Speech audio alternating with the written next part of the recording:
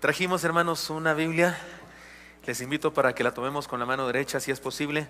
La ponemos en alto y decimos: la palabra de Dios contenida en este libro es la verdad que acepto creer, es la enseñanza que me comprometo a seguir y es la esperanza que me atrevo a confesar. Nada me impide recibirla, nadie me evitará que la haga parte de mi vida y por ningún motivo dejaré de proclamarla. Estoy aquí para leerla, oírla y vivirla diariamente. Amén. Señor Santo, habla nuestras vidas, por favor, bendícenos según necesitamos hoy. Habla nuestro corazón, trasciende, Señor, nuestras limitaciones o nuestras, no sé, preocupaciones, lo que sea, y háblanos. Te lo pedimos en Cristo Jesús. Amén. ¿Recuerdan ustedes lo que dijo el Señor Jesucristo? Si el Hijo os libertare, seréis verdaderamente libres.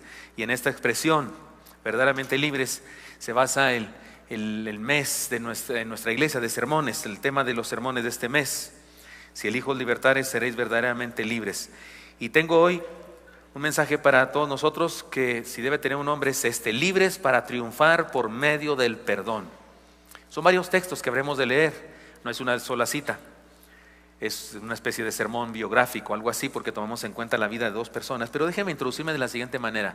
En una novela histórica, que lo que quiere decir que pudieran haber sido cambiados los nombres, pero los sucesos son reales, acontecieron, de Ernest Gordon, se llama Milagro en el río Kuwai. Él nos cuenta esta historia. En la Segunda Guerra Mundial, los japoneses habían capturado a un grupo muy grande de escoceses y fueron forzados a trabajar en las vías del ferrocarril en medio de la selva. Tenían poca comida, poco sueño y maltrato de sus captores, y por causa de esto el comportamiento de los escoceses era desleal. Entre ellos se robaban, la poca comida que había se robaban entre ellos, las pocas prendas que tenían se las robaban entre ellos, y había grupos de ataque y se golpeaban incluso. Además del castigo de sus captores, todavía entre ellos había división y no había hermandad, aunque eran todos de la misma nación, Escocia. Pero un día pasó algo extraordinario que cambió la mentalidad de todos.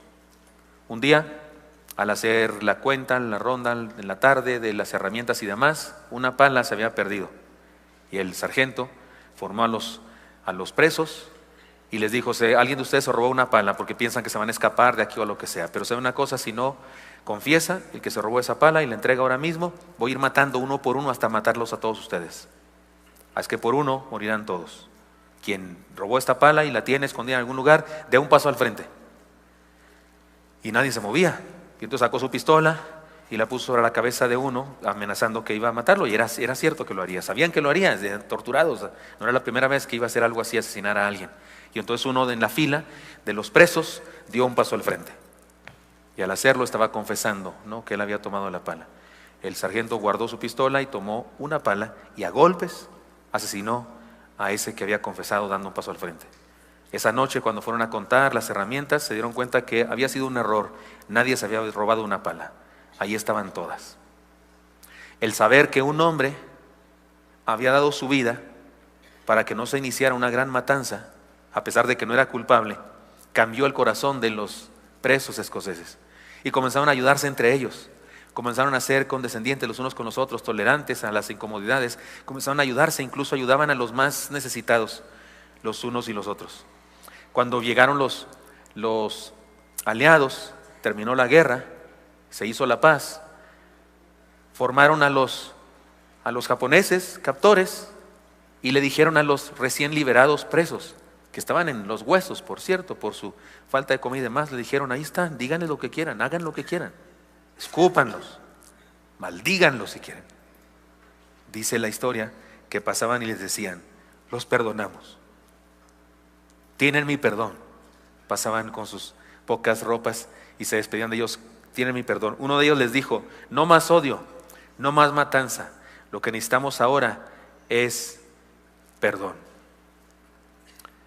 De eso hablamos hoy, de la importancia, la maravilla de perdonar, y por supuesto también de la desgracia y las maldiciones de no perdonar. Pero para introducirme más todavía en el sermón, tengo una manera especial de introducir mi mensaje.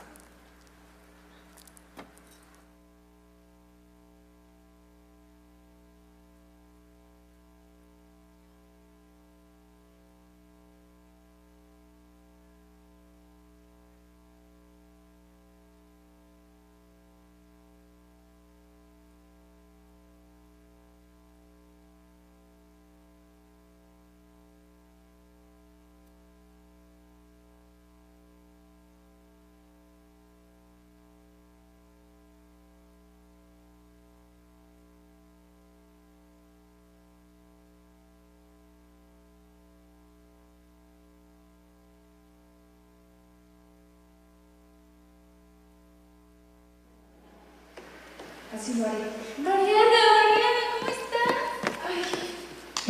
Hola, Anita.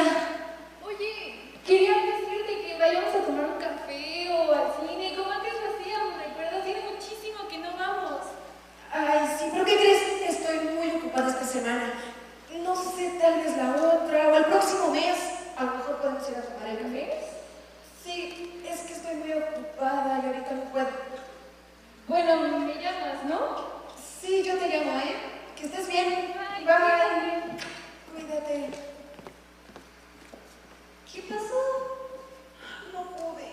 Te dije que yo no podía con eso, señor. Pero te dije que la perdonaras. ¿Me das una oportunidad? ¡Corre! Está bien.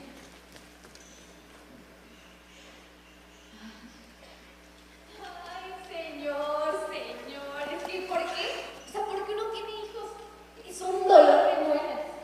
O sea, mi hijo ya se quiso independizar y se fue. Ya no me manda mensajes, no me da los buenos días, ni las buenas noches, no come mi comida, que es tan rica. Se come maruchan. Señor, es que ¿por qué? O sea, Hija mía, eso es normal. Tu hijo ya tenía que hacer su vida y tenía que independizarse. Tú tienes que estar bien con él. Eres su madre. no, pero es que, o sea, ya no me quiere. Ya no me quiere, no quiere mi comida, ya no me quiere. Esas son ideas tuyas. No, es que, o sea, ya no lo puedo perdonar. Tienes que hacerlo. Perdónalo. Es tu hijo. Señor, ¿cómo puedo? Mami, No, ni me habla.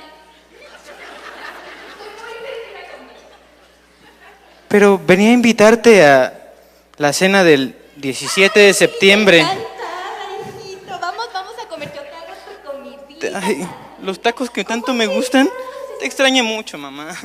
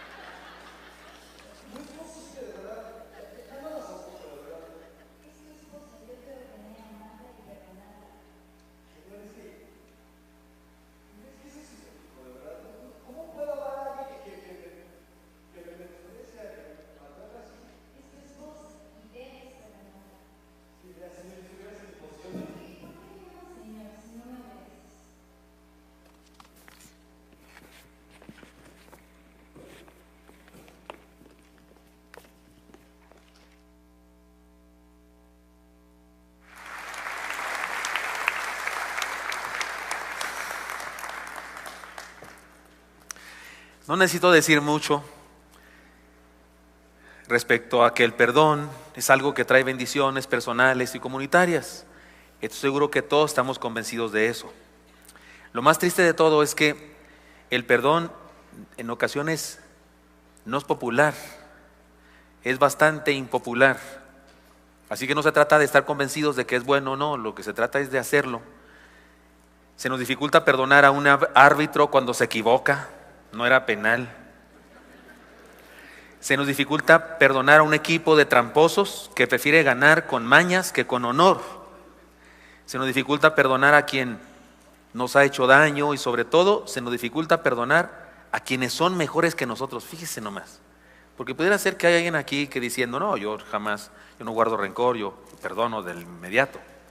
Déjenme decirles que en ocasiones se nos dificulta perdonar a quienes nos superan en algo, a quienes les va mejor. La envidia, esa especie de dolor o molestia, un poco de coraje o algo así, incomodidad, cuando otro prospera, es falta de perdón. No le perdonamos que triunfe, no le perdonamos que tenga un carro mejor que el nuestro. No le perdonamos que sea más feliz en la vida. Entre las mujeres hay frases que posiblemente son juegos, posiblemente son expresiones, pero se dicen y algo hay de cierto en ellas. Por ejemplo, algunas mujeres cuando ven a su amiga con un nuevo y hermoso corte de cabello, ¿qué dicen? Te ves preciosa, te odio. ¿No es cierto? O cuando ven a otra mujer muy delgada y de pilón con las botas que quisieran tener, ¿qué le dicen? ¡Qué belleza! Te odio, maldita. Algunos dicen incluso eso. Sé que se trata de una expresión y tal vez no de un odio verdadero en la mayoría de los casos, pero aun cuando es una expresión, nos enseña algo respecto a la naturaleza humana. Consideramos una ofensa que alguien triunfe o alcance cosas, especialmente si nosotros no tenemos esa misma bendición. Podemos incluso hablar de algo así como una epidemia de no perdón que aqueja a la humanidad.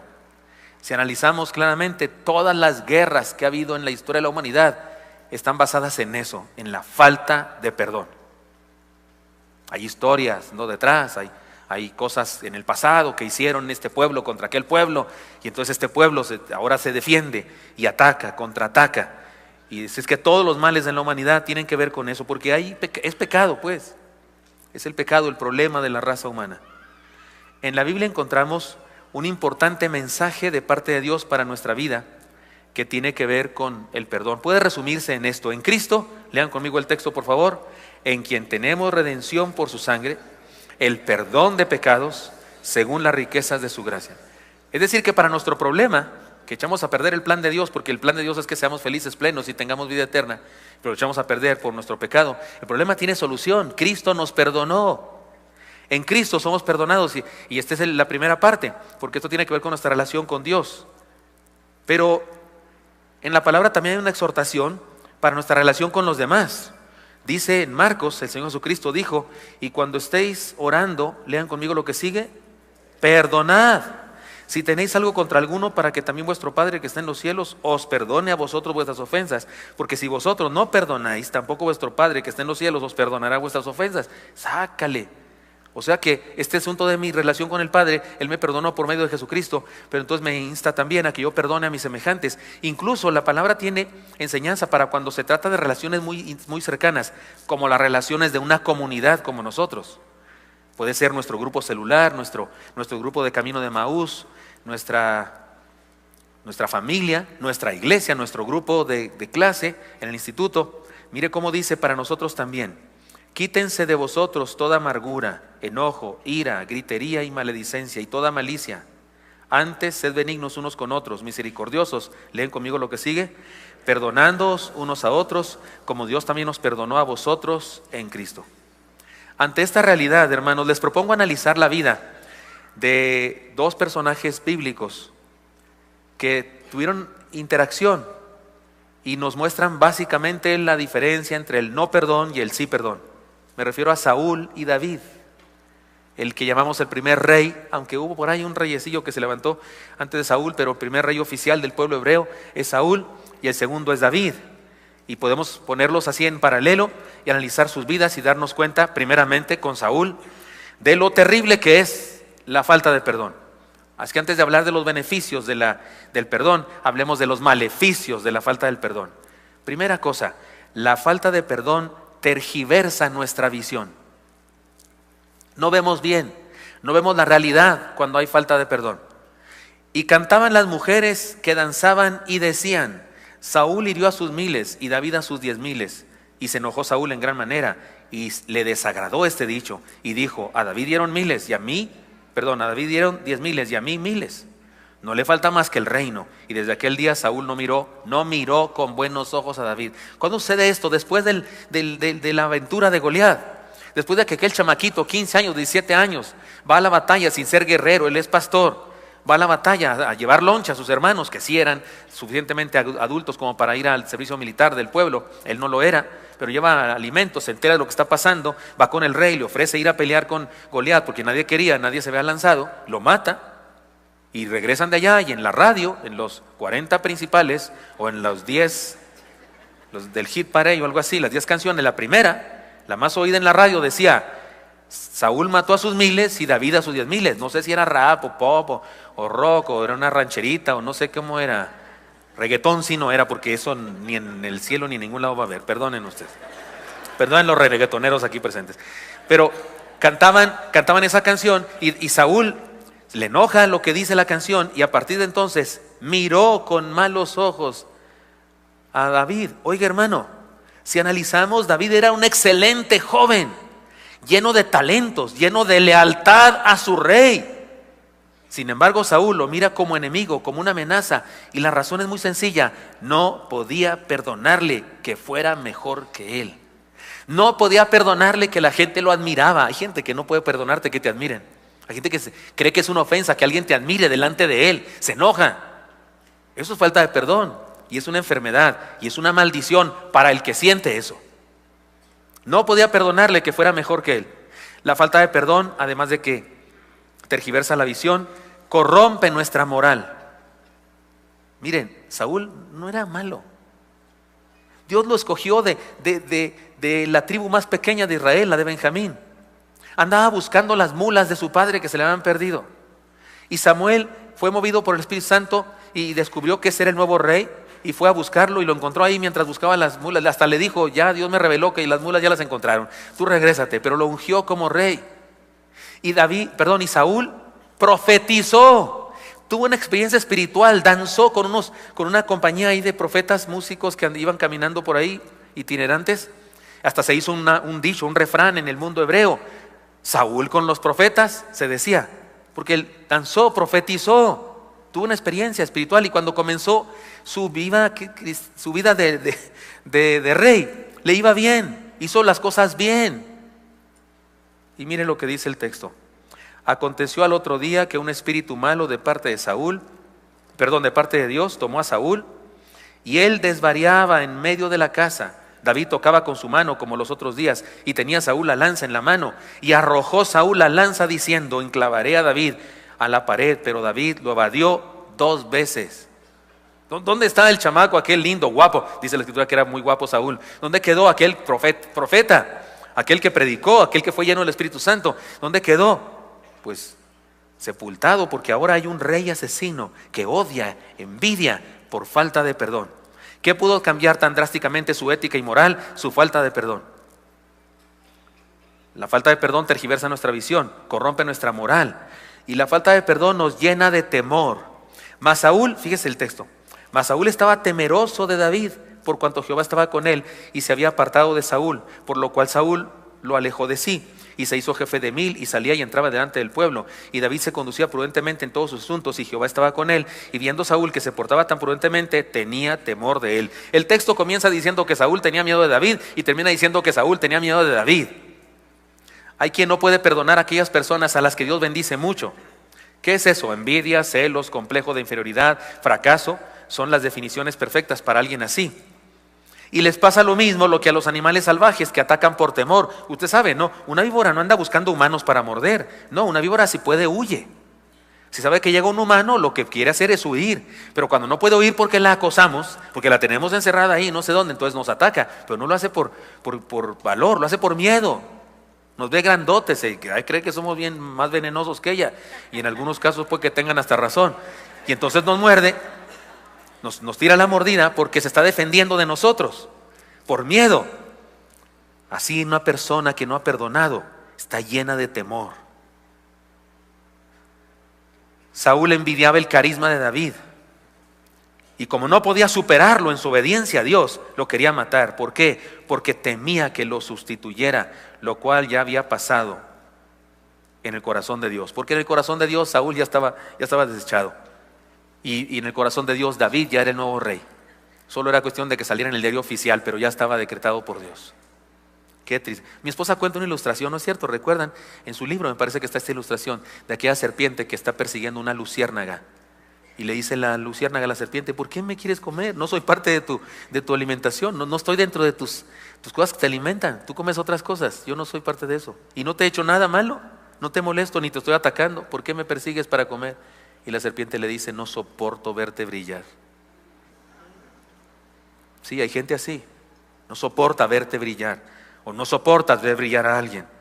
Y entonces nos llenamos de temor de esa persona y la atacamos como fiera salvaje por miedo. La falta del perdón trae consecuencias sociales.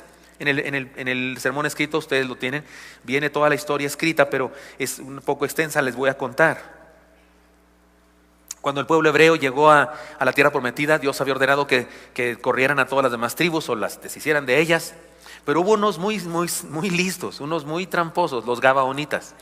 Se vistieron pusieron ropas viejas, como que venían de muy lejos, se pusieron los zapatos gastados y le hicieron creer a los israelitas que eran nómadas como ellos, que también venían a la tierra prometida.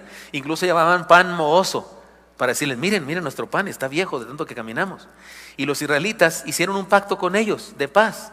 Después se enteraron que no era cierto, no venían de lejos, ahí habían estado toda la vida. Pero su palabra debía ser honrada.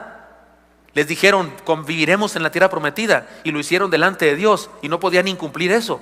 Entonces, ni modo, se juntaron los ancianos del pueblo y dijeron: tenemos que soportarlos y son nuestros amigos porque les prometimos ser compañeros en esta tierra. Y así fue durante muchos años. Pero cuando Saúl se hizo rey, por alguna razón que no entendemos bien porque la Biblia no lo explica del todo, Saúl odiaba a los gabaonitas y trató de exterminarlos por completo. Fue matando de pueblo en pueblo y deshaciéndose de muchos de ellos. Y los gabaonitas estaban molestos por eso, por supuesto, odiaban a Saúl. Cuando Saúl muere y esas cosas, y David llega a ser el rey, resulta que hay una situación de hambruna y no sé qué en el pueblo, y David dice: algo está pasando aquí, algo nos están cobrando. Y va con los gabaonitas, y los gabaonitas dicen: sí, resulta que ustedes, Saúl, no tenemos problema con ustedes, pero con los descendientes de Saúl sí, y queremos satisfacción de una deuda. Denos 7 descendientes de Saúl para que los ahorquemos. Y Dios le dice a David que sí lo debe hacer. Y dice la escritura que David perdonó a Mefiboset, un descendiente de Saúl, hijo de Jonatán, por el juramento que David y Jonatán hicieron delante de Jehová. Este es un pasaje muy interesante. Está en 2 Samuel 21, 1 al 7. Puede ser usado por aquellos que creen en los pecados y ataduras generacionales. Sin embargo, recordemos que la revelación de Dios nos fue dada progresivamente, así que no podemos basarnos en narraciones como esta para vivir el día de hoy. ¿O alguno de ustedes cree que debemos ahorcar a 7 individuos para acabar con las maldiciones de nuestro país o algo así? Lo que el pasaje nos enseña es lo siguiente: la falta de perdón es un mal que puede influir a la comunidad donde vivimos, y si lo permitimos, puede influir más allá de nuestra muerte. Sí, la historia es clara. Los gabaonitas habían conseguido una promesa de parte del pueblo de Dios que no los destruirían. Este era un pacto nacional que debía ser respetado. Pero Saúl no respetó ese pacto, ese tratado de libre comercio. Incluso quiso hacer un muro entre israelitas. No, ya me fui por otra historia, pero se parece. Es la misma cosa, falta de perdón, odio para una raza diferente. Es la misma cosa, es lo que pasa en el mundo hoy entre gobernantes también. Esto trajo maldición al pueblo y David tuvo que intervenir para restaurar el pacto. Desde cualquier punto de vista, la falta de perdón puede contaminar una comunidad, Miren, yo siempre digo que las personas en ocasiones vienen a la iglesia por lo que les cuentan del predicador. Porque hay que hablar de Cristo, ¿no? Pero cuando invitamos a la iglesia, las personas hablan de la iglesia. Y le dicen: está lindo. Pues aquí, ¿qué decimos? Pues es en el Gran Fórum. Usted le puede decir a una persona que invita: ¿dónde se reúnen? ¿Has visto Reventón Musical en la tele? Ahí nos reunimos. Porque aquí se graba Reventón Musical. El otro día el hermano Pablo Deiros hasta bailó aquí como Odalisca aquí. ¿Se acuerdan que bailó? Pues decir, pero hay gente que le dice: no, el predicador, no, el pastor, nuestro hermano, que sé qué dirá usted de mí, pero alguna cosa, tal vez se busca algo bueno, le escarba para encontrar algo bueno y decir. Yo sé que hay personas que vienen porque le dijeron algo del predicador, pero las personas regresan una segunda dosis porque les gustó el sermón.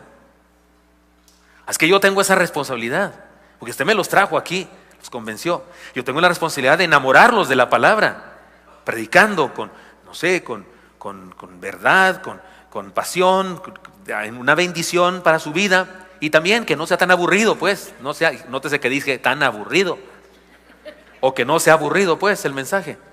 Pero les tengo una noticia, pero la persona se queda en nuestra iglesia para siempre, porque la comunidad le absorbe, porque con amor, atención, compañerismo, le absorbe y se queda. Yo acepto mi responsabilidad, y usted debe aceptar la suya, pero les tengo noticia, también eso funciona al revés. También si yo soy una papa enterrada aquí para predicar y aburro a las personas, el cloroformo puro, diazepam cuando hablo, ¿no? Y todos me duermen. Ya quedamos, ¿qué debe hacer con los que se duermen? ¿Qué va a hacer con los que se duermen? Déjelo en paz. Bastante trabajo me cuesta dormirlo para que usted lo despierte. Pero si no doy una, soy una papa enterrada para predicar, nadie recibe bendición, salen igual que entraron aquí, no dije ninguna palabra de enseñanza ni nada. Yo soy responsable de eso, sí, la gente no regresa, tengo la culpa, pero no se ofenda. Pero si usted le oye chismear a usted, le oye a usted decir cosas de otra persona a la que no ha perdonado, incluso posiblemente del pastor, y le oye hablar a esa persona, y esa persona se envenena y se va, no me la cobre a mí, que Dios se la cobre a usted. ¿Me estoy explicando claramente? Claro, estoy diciendo de los otros cultos, no de este culto. Los otros cultos hay gente así, pero aquí. Sí, la falta de perdón trae consecuencias sociales. Aún después de nuestra muerte sigue fluyendo otras personas. La falta de perdón hace daño principalmente a quien no perdona. Y David se conducía prudentemente en todos sus asuntos, y Jehová estaba con él. Y viendo Saúl que se portaba tan prudentemente, tenía temor de él. Mas todo Israel y Judá amaba a David, porque él salía y entraba delante de ellos.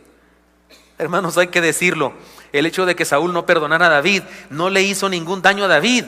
En cambio destruyó a Saúl. O sea, ¿quién es el amolado cuando no perdona? El que no perdona. El otro David andaba feliz, entraba y salía, tenía éxito y esas cosas. Y haciendo la bilis, con úlcera, gastritis, dolores, no podía dormir por las noches, tenía piedras en donde quiera que se hagan piedras, por coraje y por falta de perdón. Sí, el que sufría era él. Se fue al hoyo su vida. Quien no perdona se está suicidando espiritualmente y no le hace ningún daño a quien no quiere perdonar. ¿Ya los convencí de que no perdonar está bastante gacho? ¿Sí? ¿Ya los convencí más? ¿O les sigo? ¿Ya los convencí? Ahora quiero convencerles de perdonar. Ante esta realidad, lo mejor es perdonar. He aquí entonces las enseñanzas para perdonar. Perdonemos y liberemos nuestro potencial.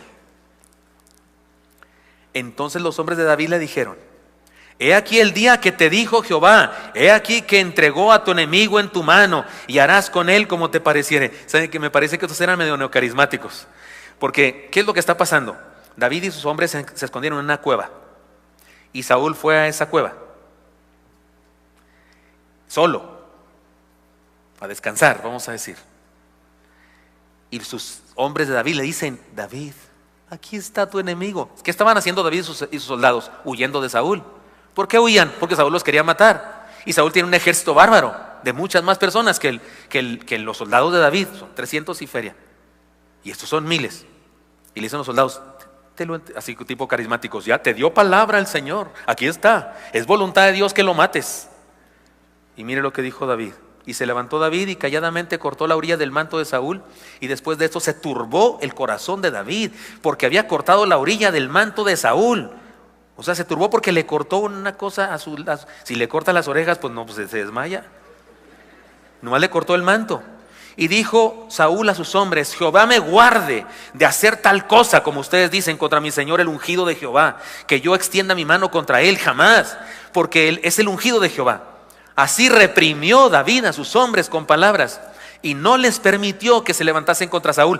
Porque déjeme decirle que le decían los soldados a David: si no lo matas tú, nomás danos permiso, yo me lo echo, pero me lo echo inmediatamente.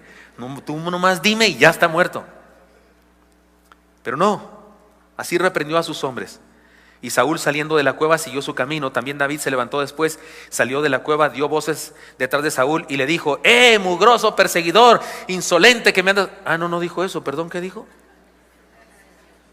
Mi señor el rey. Y cuando Saúl miró hacia atrás, David inclinó su rostro a tierra e hizo reverencia.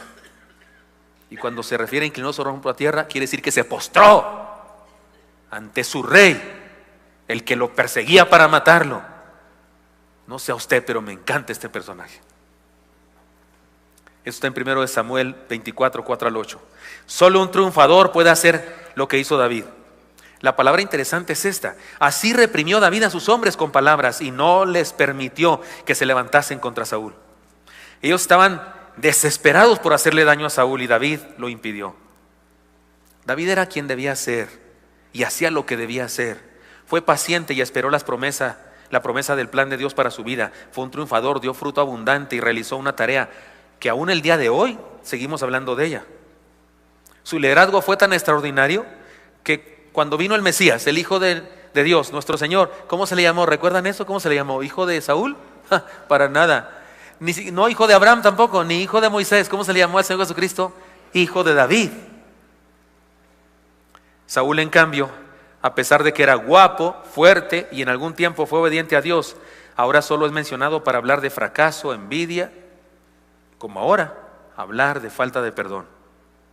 David era perseguido por Saúl, en varias ocasiones tuvo la oportunidad de matarlo, no fue la única vez. Saúl seguía persiguiendo a David durante mucho tiempo, pero David le perdonó cada vez que lo tuvo en sus manos. Podemos decir que le perdonó la vida. Ahora bien, el más beneficiado ante esta acción de perdonar a Saúl fue David. David mismo fue el más beneficiado. Dios lo bendijo, lo hizo crecer, le dio autoridad. Y usted dice, oiga, no, también Saúl fue beneficiado porque vivió, ¿no? Perdóneme, Saúl siguió con su atormentada vida y David llegó a ser quien Dios había dicho que sería. Podemos decir que para Saúl hubiera sido mejor que lo mataran en ese día, porque su fin fue el fracaso y la deshonra. Podemos decir que perdonar nos libera para hacer aquello que Dios planeó que seamos. David llegó a ser el rey que Dios planeó para la nación hebrea, y su vida trascendió tanto que es mencionado frecuentemente en el Nuevo Testamento. Como ya dijimos, como también a Jesús se le llamaba el hijo de David. En cambio Saúl, ¿saben cómo murió Saúl? Fue herido en el combate y le dijo a su escudero, mátame, porque no quiero que me agarren estos filisteos y me atormenten, hagan escarnio de mí, mátame mejor ahora, si no van a burlarse de mí, me van a atormentar, me van a torturar allá en su pueblo. Le dijo, mátame, y ni eso, ni le obedeció el escudero, no lo obedeció, no lo mató. Y entonces él tuvo que tomar la espada y se acostó en ella, por supuesto, para traspasar su corazón y morir. Eso es deshonra. Si nos encontramos atorados, hermanos, si sentimos que no hemos logrado nada en la vida, si nos sentimos fracasados, si no sabemos qué camino tomar, si nos sentimos así como en una racha muy mal en la vida, seguro debemos analizar nuestra vida, pero una de las primeras cosas que debemos analizar es esta: ¿hay alguien a quien no he podido perdonar? Porque el no perdón distorsiona la visión, dijimos antes, corrompe nuestra moral, nos hace vivir en temor, nos impide llegar a donde Dios quiere que lleguemos. ¿Hay alguien a quien no he podido perdonar? ¿A mis padres? ¿A mis hijos? ¿A un ex o una ex, lo que sea? ¿Ex esposo, ex esposa, ex amigo, ex amiga, ex novio, ex novia? Mientras que la falta de perdón esclaviza, ata y destruye, el perdón libera. En todos los sentidos nos libera y nos ayuda a construir o a reconstruir nuestra vida. No imitemos al envidioso Saúl, imitemos a David, quien supo perdonar y con ello fue libre y se convirtió en un triunfador. Así que perdonemos para liberar nuestro potencial. Pero perdonemos y seamos libres, en conclusión, en general. Y edificó ahí David un altar a Jehová y sacrificó holocaustos y ofrendas de paz. Y Jehová oyó las súplicas de la tierra y cesó la plaga en Israel. 2 Samuel 24, 25. Mientras que las acciones de Saúl trajeron maldición al pueblo, aún después de su muerte, las acciones de David traían paz. Ciertamente David no era perfecto, no, Señor, tuvo errores gravísimos, cometió graves pecados. Sin embargo, su capacidad de reconocimiento, su arrepentimiento y permanencia en Dios hicieron la diferencia. Cuando cometió sus pecados más famosos, adulterio y luego asesinato, vino Natán, un profeta no trae armas, un profeta no trae herramientas de defensa. Y vino con David y le contó una historia. Le dijo, fíjate que había un hombre que tenía 1000 ovejas. Era muy rico. Y había otro que tenía una sola oveja, pero la quería como su vida. Y un día vino una visita al que tiene 1000 ovejas. ¿Qué crees que hizo? Fue y le robó al otro, le quitó al otro su única sola oveja para hacer comida para todos. Y David dijo, ese hombre merece la muerte. Y Natán le dice, tú eres ese hombre. Entendió el mensaje clarísimo. Él era el rey, por favor. Tenía 8 esposas. Ni siquiera les alcanzaba un día a cada una de ellas, ¿no? Les salía debiendo cada semana alguna de ellas.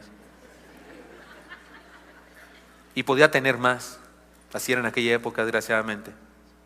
Y Urías Eteo, uno de sus mejores soldados, uno de los valientes de David, tenía una sola esposa. Y ya sabemos la historia de este asunto. No solo adulterio, también asesinato intelectual. Lo mandó al campo de batalla, al frente, para que muriera pronto. Y llega Natán y le cuenta la historia y le dice, tú eres ese hombre. ¿Y qué hizo David? Mató a Natán, ¿no? Es lo que hace un monarca, mata al que lo viene a exhortar. ¿Qué derecho tiene este de exhortarme? Soy el rey, soy el ungido de Jehová, y este que se calle, que le moche en la cabeza, la lengua, porque anda exhortándome a mí que soy el rey. ¿Hizo eso David? No, se postra ante el Señor, llora, se avergüenza, reconoce, soy de lo peor. El testimonio de esto que estoy diciendo es el Salmo 51, precioso salmo. ¿Se acuerdan? ¿Lo han leído? Contra ti solo he pecado y he hecho lo malo delante de tus ojos. Le habla a Dios y le dice, soy pecado, yo mismo soy pecado. No solo soy un pecador, soy pecado yo mismo. Le dice, vuélveme el gozo de mi salvación y espíritu no me sustente. Le pide a Dios pureza. Sí, era pecador como usted y como yo. Hizo cosas muy graves, pero tuvo la sensibilidad de reconocerlo y de levantarse. Así que, hermanos, no imitemos a Saúl, imitemos a David. ¿Quién puede negar que fue un triunfador?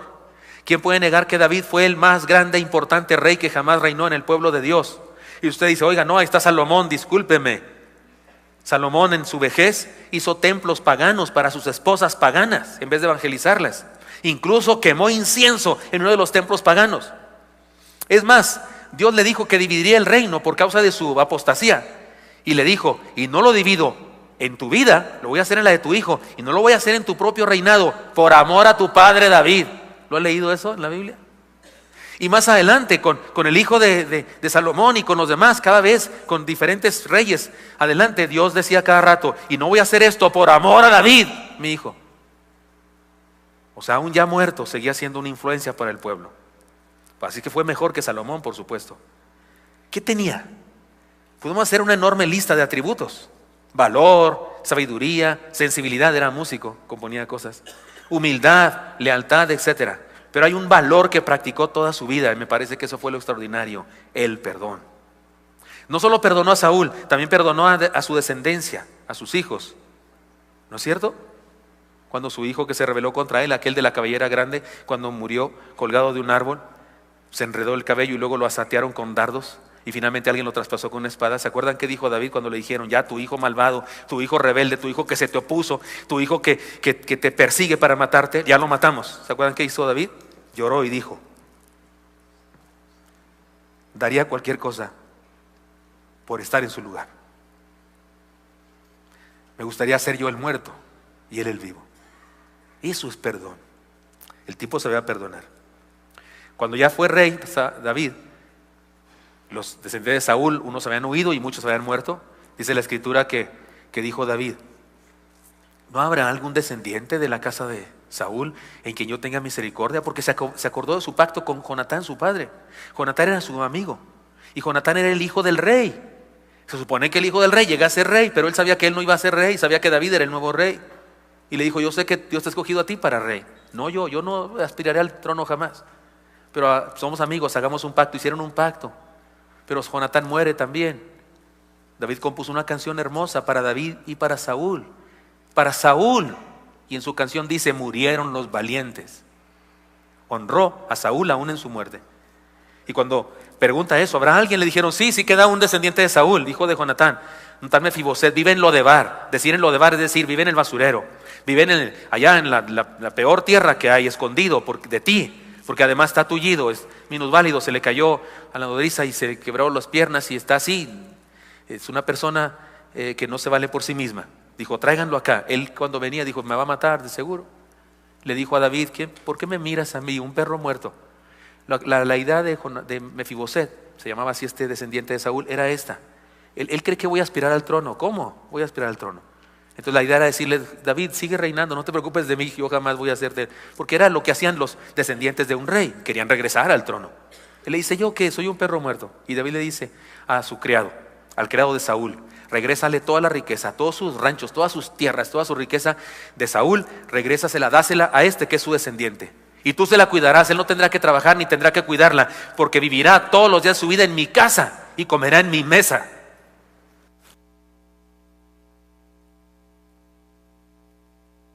Lo cumplió. Y cuando David tuvo problema con su hijo, tuvo problema con dos hijos, cuando tuvo problema con su hijo y uno de sus hijos lo estaba persiguiendo, su general del ejército de David se fue con su hijo, Joab se fue con su hijo, porque dijo, este ya está viejo, se va a morir, yo quiero seguir teniendo chamba, y se fue con el hijo de David creyendo que iba a llegar a ser rey. Con David se tuvo que quedar otro general, justamente hermano del que se fue, Abisaí se llama. Y cuando muere el hijo de David y regresa al trono, le pregunta por Mefiboset, ¿dónde está Mefiboset? Descendiente de Jonatán, y le dicen, te traicionó y se fue con Joab.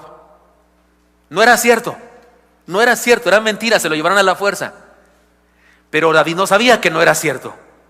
David debió creer que era cierto, que Mefiboset lo había traicionado, que al creer que iba a perder la guerra él, se fue con su hijo. No era cierto, pero él creía que sí era cierto. ¿Y saben qué hizo David con Mefiboset? Aún creyendo que le había traicionado, ¿saben qué hizo? Lo mandó llamar.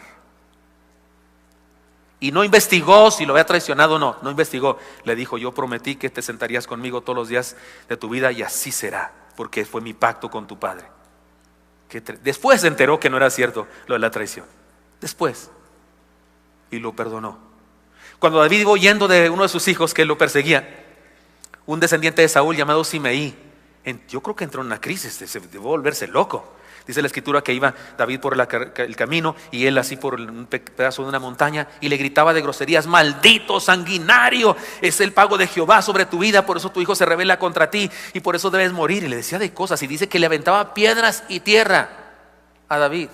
El rey Abisaí, general del ejército de David, le dice, ¿por qué toleras esto? También le llamó perro muerto. ¿Quién es este perro muerto para insultar al rey? Dame permiso y así le quito la cabeza de sus hombros y la pongo en el suelo. Y David, ¿sabe qué le dijo a Abisaí? Guarda tu espada, ¿qué te pasa, sanguinario? ¿Qué haces? ¿Que no entiendes? Si él me maldice, Dios le permite maldecirme. Y si Dios le permite maldecirme, que me maldiga. Tal vez por sus maldiciones Dios quiera bendecirme a mí. Por eso digo, ¿qué tipazo? Pecador igual que nosotros, que yo, pero una sensibilidad bárbara y una capacidad para perdonar que le liberó en cada circunstancia de su vida para ser mejor persona. Insisto, el Salmo 51 es testimonio de eso. Cuando se entristecía por la muerte de sus enemigos, nos hace pensar que también los había perdonado. Dice la escritura que cuando muere Saúl, el general del ejército de Saúl se llama Abner. Su general de David se llama Joab todavía. Y resulta que Abner ya no tiene jefe, ya no tiene rey, viene con David y le dice, quiero hacer un pacto contigo. Un montón del pueblo seguía a Saúl y me seguirá a mí ahora, pero yo no soy el rey, eres tú el rey. Yo sé que Jehová te ha hecho rey. Así que te quiero dar todo el pueblo, tú reina en él, yo me encargo de que el pueblo sea tu súbdito. Pero hagamos un pacto nosotros. Hicieron un pacto de caballeros, pacto de hombres. Y cuando Joab ve que David está haciendo ese pacto con Abner, se molesta, tiene celos. ¿Y sabe qué hizo? Persigue a Abner y lo mata, como dicen en mi rancho, a mansalva. Le hizo creer que iba en amistad. De hecho el texto dice que algo así como que lo abrazó y con su otra mano sacó su daga y se la encajó, dice incluso en qué costillas, y lo mató. ¿Y saben qué hizo David cuando Joab mató al general del ejército enemigo? David lloró, hizo luto, compuso canciones fúnebres para él y para su hermano, porque había matado también a su hermano Asael. Qué tipazo, sabía perdonar. ¿Sabe que hay familia? El texto dice, y todo el pueblo supo esto y le agradó, pues todo lo que el rey hacía agradaba a todo el pueblo, y todo Israel entendió aquel día que no había procedido del rey matar a Abner, hijo de Ner. Segundo de Samuel 3, 36, 37. No hay más que decir, perdonar es una bendición personal que se puede convertir en una bendición comunitaria. Hay familias del no perdón, así como una filosofía de no perdón en la familia. Conozco hijos envenenados por el odio y el rencor que sus padres tienen, en particular con alguien. Sabemos de familias que se contaminan con las enemistades del pasado, de sus antepasados, aun cuando éste esté muerto. Por favor, ¿qué hacemos con eso? No se trata de una maldición espiritual e imposible de cortar, sino de una influencia a la que le abrimos el corazón. No se trata de que porque mi abuelita se portó mal, me heredó esa maldición. No, se trata de si yo acepto esa herencia de falta de perdón o no. Es cuestión de yo, ¿qué decido yo con esa actitud, con esa filosofía de la vida de mi familia?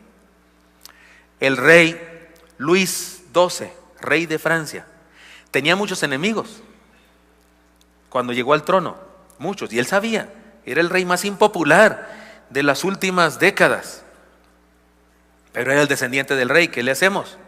Pero cuando se dio cuenta que había muchas personas que no estaban de acuerdo con que él fuera el rey, pidió a sus consejeros que hicieran una lista de todos sus perseguidores, porque algunos lo querían matar. Dijo, hazme una lista de todos ellos, quiero sus nombres y apellidos de todos ellos. Y le llevaron un pergamino ahí con los nombres, y él, permítanme una pluma por favor. Iba leyendo los nombres, fulano de tal, y ponía una cruz enorme negra al lado de su nombre. Perengano de tal, una cruz enorme. Y luego la pusieron por ahí en un lugar público. Cuando se enteraron sus enemigos que lo odiaban, que estaba la cruz negra, huyeron, se fueron lo más lejos posible. Y el rey los mandó llamar, y esta era su explicación. Oigan, no teman, esa cruz negra al lado de ustedes significa que me recuerda a Cristo y lo que hizo por mí. Y lo que hizo Cristo por mí es lo que yo haré por cualquiera que sea mi enemigo, porque Jesucristo, el Nazareno, incluso oró y pidió perdón por sus enemigos, diciendo, Padre, perdónalos, porque no saben lo que hacen. ¿Quién soy yo?, dijo el rey, para no perdonar a mis enemigos.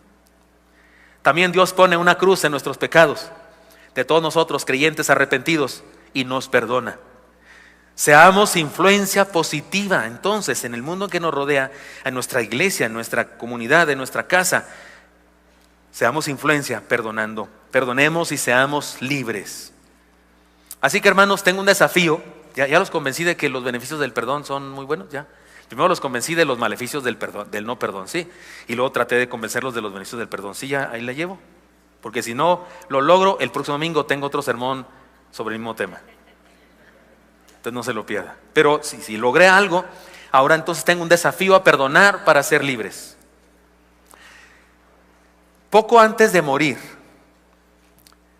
en 1988, en un momento de franqueza sorprendente, en la televisión, Margarita Lasky, una de las más conocidas humanistas seculares y novelista, debo añadir, atea y anticristiana, se burlaba del cristianismo, dijo: lo que envidio más de ustedes los cristianos es su habilidad para perdonar. Yo no tengo a nadie que me perdone. Y algunos piensan que fuera de la televisión también dijo: y se me dificulta mucho perdonar a otras personas. Hermanos, ciertamente los cristianos tenemos todo para practicar el perdón, para ser libres, para triunfar en la vida. Es nuestra decisión. Porque el plan de Dios es que veamos felices. Nuestro problema es que echamos a perder el plan de Dios y entre otras cosas el no perdón es una de las manifestaciones de este pecado terrible que destruye la humanidad. Pero la solución es Cristo, que nos perdona a nosotros y nos ordena. ¿Se acuerdan del ejemplo de los jóvenes aquí? ¿Se acuerdan de la conclusión final? ¿Se acuerdan del personaje que le hace de Dios? ¿Qué le dice? ¿Por qué me dice Señor? No sé si notó, pero todos le decían Señor, Señor, Señor, Señor.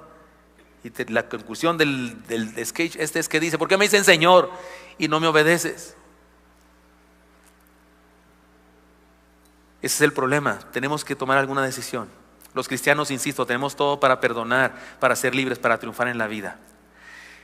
Solo que el perdón es algo complejo, que no solo significa pronunciar la palabra perdón. No. es cancelar una deuda, es dejar de envidiar, es dejar de enfocarnos en la otra persona y dejar que Dios haga con su vida lo que ha planeado y gozarnos si la bendice. Es un asunto que tiene que ver con limpiar el corazón de envidias, celos, contiendas, rumores y chismes. Solo hay una razón para que vivamos como perdedores, fracasados, envidiando a otros y tratando de destruirlos. Solo hay una razón, maldiciéndolos y demás. Solo hay una razón, buscando venganza. Solo hay una razón, insisto, la falta de perdón. Vivir así tiene una sola razón, la falta de perdón.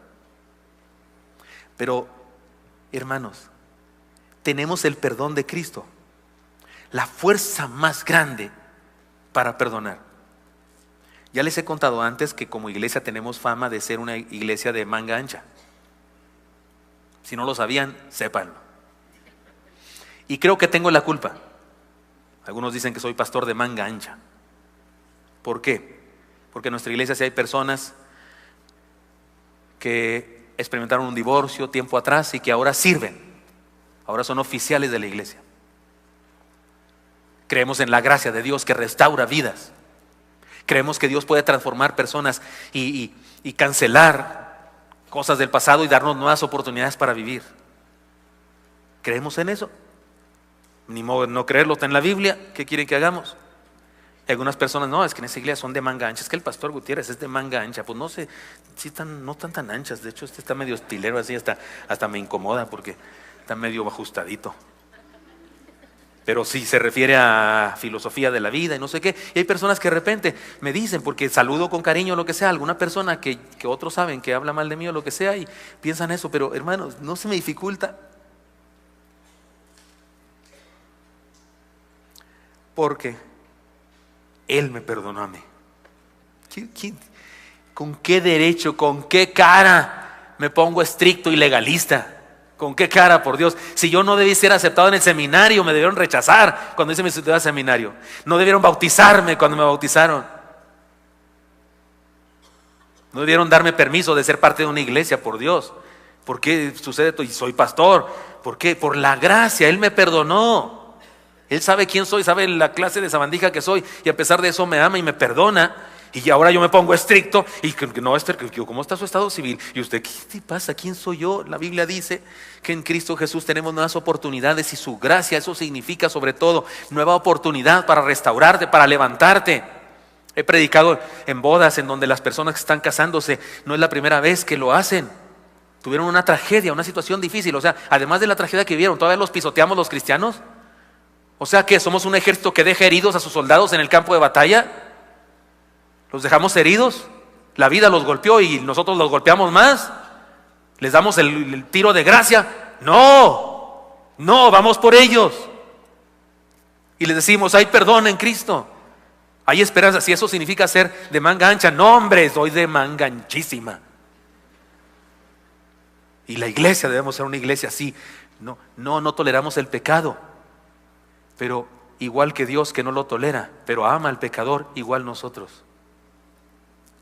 Por eso, Dios mío, cuando tenemos problemas matrimoniales con la esposa, el esposo, ¿cómo perdonar a la esposa? Al esposo, si ella me perdona a mí también, si él me perdonó a los hijos, ¿cómo no perdonar a los hijos? ¿Cómo no perdonar a los consiervos, a los discípulos, a cada quien? Esta es la fuerza que usted y yo tenemos para perdonar, que Él nos perdonó. Y ¿sabe una cosa? Todas las personas que me han ofendido en la vida, todas juntas, y cuando yo les perdono, no es nada, no es ni el 10, ni el 1%, ni el 1, ni el, no sé cómo se dirá más chiquito que el 1%, pero no es nada comparado a lo que Dios me ha perdonado. Y usted piensa, no, es que el pastor Gutiérrez sí que ha pecado bastante. Sí, pero le cuento cómo se mide eso. Toda persona que me ha ofendido, toda persona que no sé, que me ha injuriado, ha dicho chismes de mí, pues a lo mejor hasta tiene razón en lo que dice. Soy un pecador, como dijo el hermano Pablo de Irós, soy un vulgar ser humano. Pero cuando yo ofendo a mi Dios en desobediencia, oiga, ofendo al Todopoderoso, al Santo, Santo, Santo. Es mucho más grave que lo que una persona puede hacer en contra mía. Porque yo a lo mejor me lo merezco. No a lo mejor, regularmente me lo merezco. Pero Él no se merece un hijo como yo. Y me perdona cada vez, otra vez. Y me vuelve a perdonar. Y me vuelve a perdonar. Y me vuelve a perdonar.